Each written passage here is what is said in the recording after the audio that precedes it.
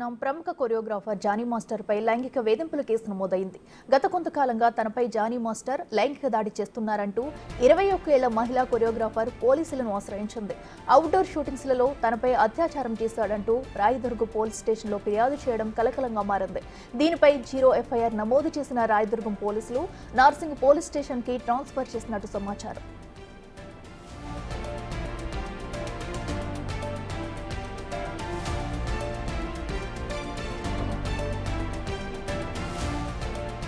గత కొంతకాలంగా Johnny master టీంలో కొరియోగ్రాఫర్గా పనిచేస్తున్న బాధిత యువతి చెబుతోంది. చెన్నై, ముంబైలలో అవుట్డోర్ షూటింగ్స్లతో పాటు హైదరాబాద్ నార్సింగ్లోని తన ఇంటిలో సైతం జానీ మాస్టర్ తనపై పలుమార్లు లైంగిక దాడి చేశాడని వాపోతుంది. ఈ క్రమంలోనే జానీ మాస్టర్పై 3 సెక్షన్ల కింద పోలీసులు కేసు నమోదు చేశారు.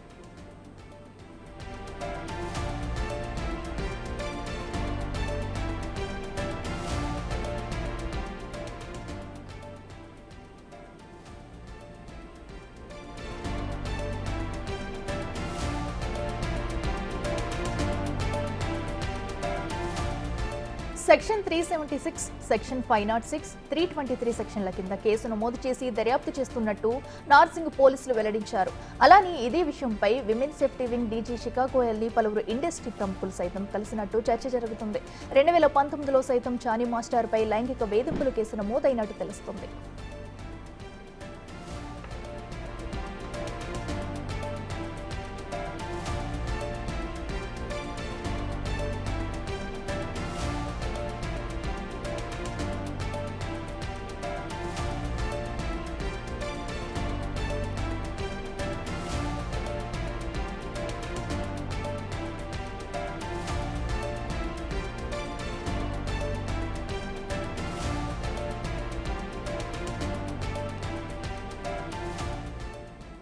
ప్రముఖ కొరియోగ్రాఫర్ జానీ మాస్టర్ పై లైంగిక వేధింపుల కేసు నమోదైంది. గత కొంతకాలంగా తనపై జానీ మాస్టర్ లైంగిక దాడి చేస్తున్నారంటూ 21 ఏళ్ల మహిళా కొరియోగ్రాఫర్ పోలీసులను ఆశ్రయించింది. అవుట్డోర్ షూటింగ్స్లలో తనపై అత్యాచారం చేశాడంటూ రాయదుర్గం పోలీస్ స్టేషన్లో ఫిర్యాదు చేయడం కలకలంగా మారింది. దీనిపై 0 ఎఫ్ఐఆర్ నమోదు చేసిన రాయదుర్గం పోలీసులు నార్సింగ్ పోలీస్ స్టేషన్ కి ట్రాన్స్ఫర్ చేసినట్టు సమాచారం.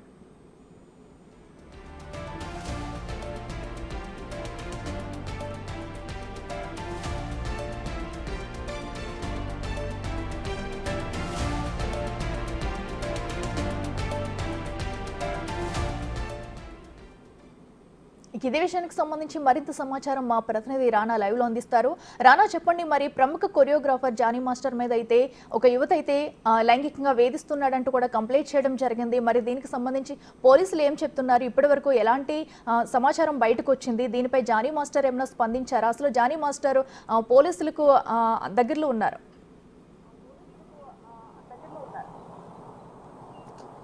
గత కొంతకాలంగా జానీ మాస్టర్ క్రూలోనే కొరియోగ్రాఫర్గా పనిచేస్తున్నటువంటి యువతి నిన్న రాయదుర్గం పోలీస్ స్టేషన్లో ఫిర్యాదు చేసింది. అయితే హైదరాబాద్తో పాటు చెన్నై, ముంబై ప్రాంతాల్లో ముఖ్యంగా అవుట్డోర్ షూటింగ్స్ వెళ్ళినప్పుడు నా పైన అనేక సార్లు కూడా అత్యాచారం చేశారు, లైంగిక దాడి చేశారనేసి కూడా ఆమె ఫిర్యాదు చేసినటువంటి నేపథ్యం కనపడుతుంది. ఈ ఫిర్యాదుని బేస్ చేసుకొని పోలీసులు దర్యాప్తు ముమ్మరం చేశారు. ఇప్పటికైతే రాయదుర్గం పోలీస్ స్టేషన్ నుంచి నార్సింగ్ పోలీస్ స్టేషన్కి ఈ కేసుని ఇక్కడికి ట్రాన్స్ఫర్ చేసినటువంటి పరిస్థితి కనపడుతుంది. ఇప్పటికే జానీ మాస్టర్ పైన 3 కేసులు నమోదాయి. ఎందుకంటే సెక్షన్ 376 రేప్ కింద, అలాగే సెక్షన్ 506 క్రిమినల్ ఇంటిమిడేషన్ కింద, అలాగే 323 ఐపీసీ సెక్షన్ కింద కేసు నమోదు చేసిన నేపథ్యం కనపడుతుంది. గతంలో కూడా 2019లో ఒక మహిళ పైన ఈ రకంగానే అతను కేసు పెట్టాడుగా మనకు సమాచారం ఉంది. దానిపైన కూడా ఇప్పటికే మేడ్చల్ కోర్సు గతంలో అతనికి శిక్ష కూడా విధించినటువంటి పరిస్థితి కనపడుతుంది.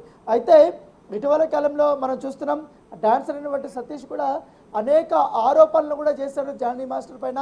ముఖ్యంగా తను డాన్సర్స్ అసోసియేషన్లో ఎప్పుడైతే జానీ మాస్టర్ జాయిన్ అయ్యాడో అప్పటి నుంచి కూడా తనను అనేక రకాలుగా హరాస్మెంట్ చేస్తున్నాడంటూ కూడా అతను కూడా రాయదుర్గం పోలీస్ స్టేషన్లో గత 2 నెలలు 3 నెలల ముందు కూడా అతను కూడా ఫిర్యాదు చేశారు. అది పెద్ద ఇష్యూ అయింది. ఇష్యూ అయిన తర్వాత ఏకంగా జానీ మాస్టర్ ఒక ప్రెస్ మీట్ పెట్టి వివరణ ఇచ్చుకోవాల్సినటువంటి పరిస్థితి ఏర్పడుతుంది. అంటే తోటి మొత్తం డాన్సర్స్, కొరియోగ్రాఫర్స్ అందరినీ కూడా తీసుకొని వచ్చి వివరణ ఇచ్చారు. సో వివరణ ఇచ్చిన చేసినప్పటి నేపథ్యంలో ఇప్పుడు తర్వాత అతను ఒక ప్రముఖ పార్టీలో జాయిన్ అవ్వడము, పార్టీలో ఇప్పటికే అతను ఒక స్టార్ క్యాంపెయినర్కి వెళ్ళడము, తర్వాత ఇప్పుడు సినిమాల పైన పూర్తి స్థాయిలో కాన్సన్ట్రేట్ చేయడము. ఎందుకంటే ఇప్పుడు సల్మాన్ ఖాన్ సంబంధించినటువంటి సినిమాలో కూడా అతను వర్క్ చేస్తున్నాడు. దాంతోపాటు షారుఖ్ ఖాన్ సినిమాలో కూడా ఇప్పుడు అతను వర్క్ చేస్తున్నాడు. మరోవైపు కోలీవుడ్లో మాత్రం టాప్ కొరియోగ్రాఫర్గా కూడా అతను ఉన్నటువంటి పరిస్థితి ఏర్పడింది. ఎందుకంటే నటుడు విజయ్కి సంబంధించినటువంటి సినిమాల్లో ఎక్కువగా అతనికి అవకాశాలు కూడా ఎక్కువగానే ఇస్తున్నారు. దాంతోపాటు ధనుష్ సినిమాలో కూడా అవకాశాలు ఇస్తున్నారు. తెలుగుతో పాటు ఇటు కోలీవుడ్లో కూడా పూర్తి స్థాయిలో అతనికి మంచి అవకాశాలు ఇస్తున్న నేపథ్యంలో ఒక బిగ్గెస్ట్ కొరియోగ్రాఫర్గా అతను మంచి పేరు ప్రఖ్యాతులు సంపాదించుకున్నటువంటి సమయంలో ఇప్పుడు తన టీంకే చెందినటువంటి మహిళ ఇప్పుడు లైంగిక ఆరోపణలు చేయడం అనేది ఇప్పుడు ఒక సెన్సేషన్గా మారిందని చెప్పుకోవచ్చు. ఆ మహిళకు సంబంధించినటువంటి వివరాలు ఇప్పటివరకైతే పోలీసులు ఎక్కడా కూడా బయట పెట్టడం లేదు, పూర్తిగా గోప్యత పాటిస్తున్నాడు. దానితో పాటు ఇంటర్నల్ ఎంక్వైరీ కూడా ఇండస్ట్రీలో జరుగుతున్నట్టుగా మనకు సమాచారం అవుతుంది.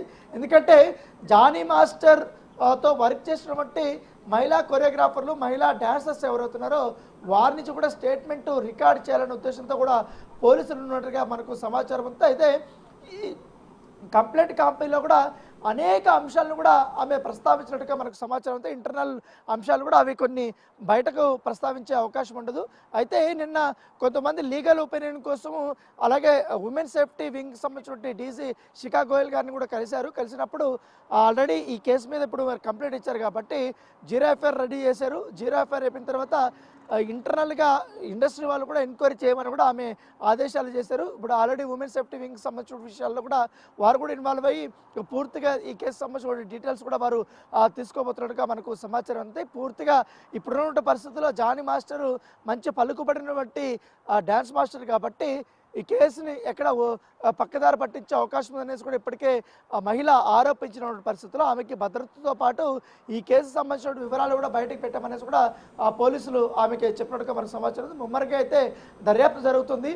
మరి కాసేపట్లో పూర్తి స్థాయిలో విచారణ అధికారులు కూడా రాబోతున్నారు. అయితే ఒకవేళ ఈరోజే మాత్రం జానీ మాస్టర్ అందుబాటులోకి వస్తే తనని విచారించే అవకాశం ఉంది. అయితే ఇప్పటి వరకు కూడా జానీ మాస్టర్ కోసం మనం ఫోన్లు కూడా చేసాం. ఫోన్లు చేస్తే అతను కూడా ఎక్కడ లిఫ్ట్ చేయనటువంటి పరిస్థితి కనపడుతుంది. ఎందుకంటే ఇప్పటికే లైవ్లో జానీ మాస్టర్కి మరొకసారి ఫోన్ చేద్దాం. మనం ఫోన్ చేసి అసలు ఏం జరిగిందో కూడా ఒకసారి వివరణ కోరుదాం. ఆయన ఫోన్లు అంతా కూడా స్విచ్ ఆఫ్ వస్తున్నటువంటి పరిస్థితి కాబట్టి ఇది కొత్త నెంబరు, ఇప్పుడు స్విచ్ ఆఫ్ వచ్చినటువంటి పరిస్థితి కనపడుతుంది. మరొక నెంబర్ కూడా మనం ప్రయత్నిద్దాం జానీ మాస్టర్ సంబంధించి.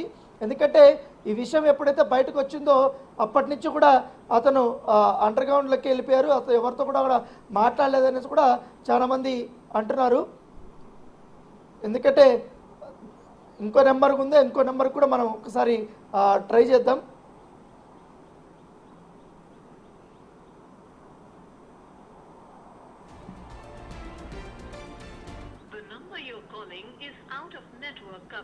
సో ఇంకో నెంబర్ వచ్చి అవుట్ ఆఫ్ నెట్వర్క్ వస్తున్నటువంటి పరిస్థితి కనపడుతుంది. సో అతని పైన ఆరోపణలు అయితే ఇప్పటి వరకు వచ్చాయి. అదైతే కంప్లైంట్ రూపంలో కూడా వచ్చాయి. ఇప్పుడు 3 సెక్షన్స్ కింద కేసులు నమోదయ్యాయి కాబట్టి ఇప్పుడు అతను అందుబాటులో లేదు.